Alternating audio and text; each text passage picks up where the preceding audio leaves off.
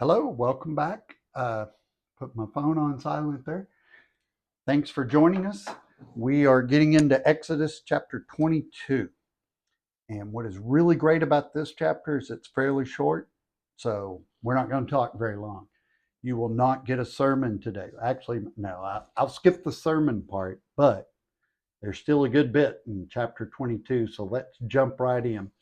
Chapter 22, I'm going to read in the complete Jewish version. If you were with us in the last video for chapter 21, the second half, your version probably has the last part about stealing in that chapter or the next. I think it's in the next if you read the New Living Translation. Remember, chapters and verses were put in much later, and all that means is you're going to see it as your first verse versus the last verse if you read the complete Jewish Bible. If you don't know what any of that means, it's not relevant. Move on, don't worry about it. So let's read chapter 22 of Exodus in the complete Jewish version. It says, if a thief caught in the act of breaking in is beaten to death, it is not murder unless it happens after sunrise, in which case it is murder. A thief must make restitution, so if he has nothing, he himself is to be sold to make good the loss from the theft. If what he stole is found alive in his possession, he is to pay double, no matter whether it is an ox, a donkey, or a sheep. If a person causes a field or vineyard to be grazed over or lets his animal loose to graze in someone else's field, he is to make restitution from the best produce of his own field and vineyard. So if you have dogs coming into your yard and using the bathroom, you can go after them with this one. Just go down there and say, hey, Exodus 21, verse 4 says, you owe me. Might work. You never know. So if a fire is started and spreads to thorns so that stacked grain, standing grain, or a field is destroyed, the person who lit it must make restitution. If a person entrusts a neighbor with money or goods and they are stolen from the trustee's house, then if the thief is found, he must pay double. But if the thief is not found, then the trustee must state before God that he did not take the person's goods himself. In every case of dispute over ownership, whether an ox, a donkey, a sheep, clothing, or any missing property, where one person says, this is mine, both parties are to come before God, and the one whom God condemns must pay the other one double. If a person trusts a neighbor to look after a donkey, ox, sheep, or any animal and it dies, is injured, or is driven away unseen, then the neighbor's oath before Adonai that he has not taken the goods will settle the matter between them. The owner is to accept it without the neighbor making restitution. But if it was stolen from the neighbor, he must make restitution to the owner. If it was torn to pieces by an animal, the neighbor must bring it as evidence, and then he doesn't need to make good the loss. If someone borrows something from his neighbor and he gets injured or dies with the owner not present, he must make restitution. If the owner was present, he need not make good the loss. If the owner hired it out, the loss is covered by the hiring fee. If a man seduces a virgin who is not engaged to be married and sleeps with her, he must pay the bride price for her to be his wife. That's a good one. If you're dating and having sex, this applies to you. If you had sex, then you got to pay for her to be your wife. But if her father refuses to give her to him, he must pay a sum equivalent to the bride price for virgins. You are not to permit a sorcerer to live. Whoever has sexual relations with an animal must be put to death. Anyone who sacrifices to any other god other than Adonai alone is to be completely destroyed. You must neither wrong nor oppress a foreigner living among you, for you yourselves were foreigners in the land of Egypt. You are not to abuse any widow or orphan. If you do abuse them in any way and they cry to me, I will certainly heed their cry. My anger will burn and I will kill you with the sword. Your own wives will be widows and your own children fatherless. If you loan money to one of my people who is poor, you are not to deal with him as you would a creditor.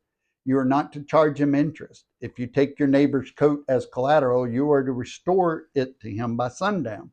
Because it is his only garment, he needs it to wrap his body. What else does he have in which to sleep? Moreover, if he cries out to me, I will listen because I am compassionate.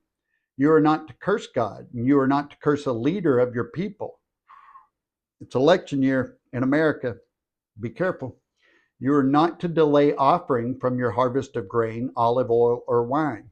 The firstborn of your sons you are to give to me. You are to do the same with your oxen and your sheep. It is to stay with its mother 7 days, and on the 8th day you are to give it to me. You are to be my specially separated people. Therefore, you are not to eat any flesh torn by wild animals in the countryside. Rather, throw it out for the dogs.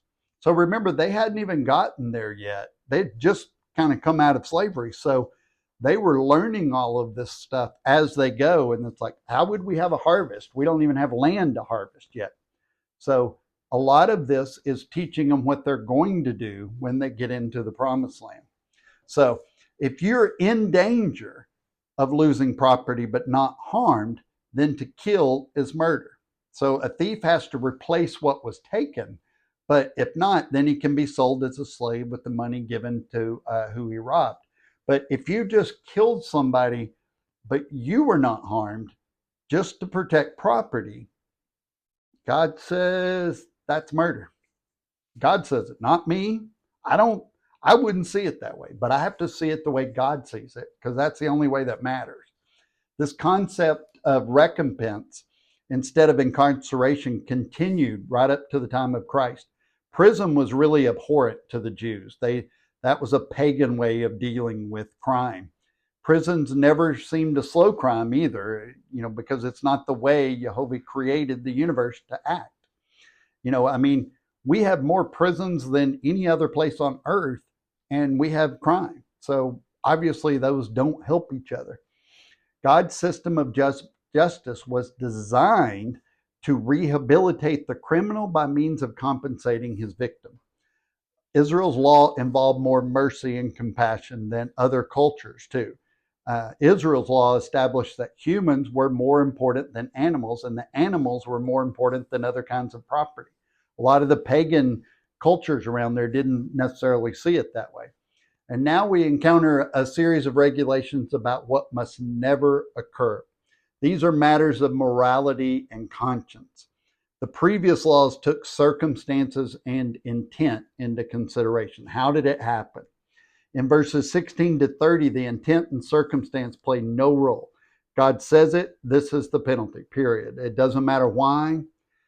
Sacrifice was really at the heart of idolatry too. And that's why he's so against us worshiping to other idols, because sacrificing one of God's animals for a false god didn't sit well with him. He was not okay with that.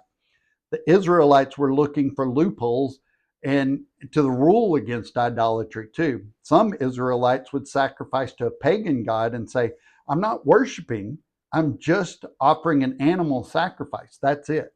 But God says worship and sacrifice are the same, basically, that you can't sacrifice to a false god and not call it worship. Just like we say, well, the way I put a fish on my car or wear a cross or put our cross in our church or our home, that's not worshiping it, and it's not idolatry because we don't see it that way.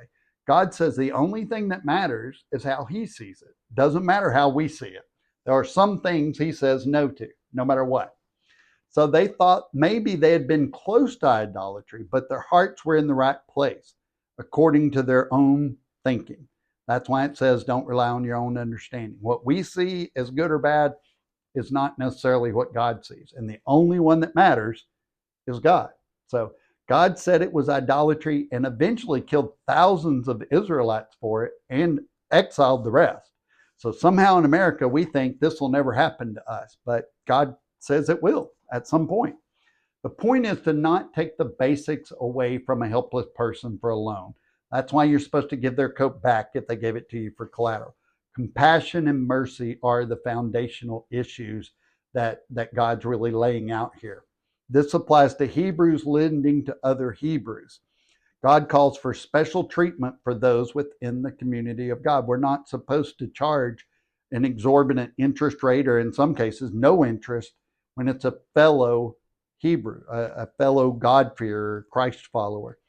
As members of God's set-apart people, we're not to humiliate him, to try him by being a bum, to make him look bad by our behavior or our character. Because remember, if he's our Father in heaven and he says, hey, if somebody's a bum, they're not really doing anything and they're embarrassing, put them to death. I don't want that. It says not to curse a leader of your people. No one is to swear a curse against the leader, either in the sense of something magical or wishing evil or harm or swearing at them in anger. So if you're a Christ follower and you're in the current system of America's elections, you may feel one way or the other about we have a former president and a current president running for the office right now. So really cursing either one of them is the same thing. And God says he's not okay with it. So basically, don't embarrass the Lord by your behavior and not put a curse on your tribal leader is basically what he's saying. Now, we would justify it and say, but in America, we have free speech and we have this. Yeah, sure.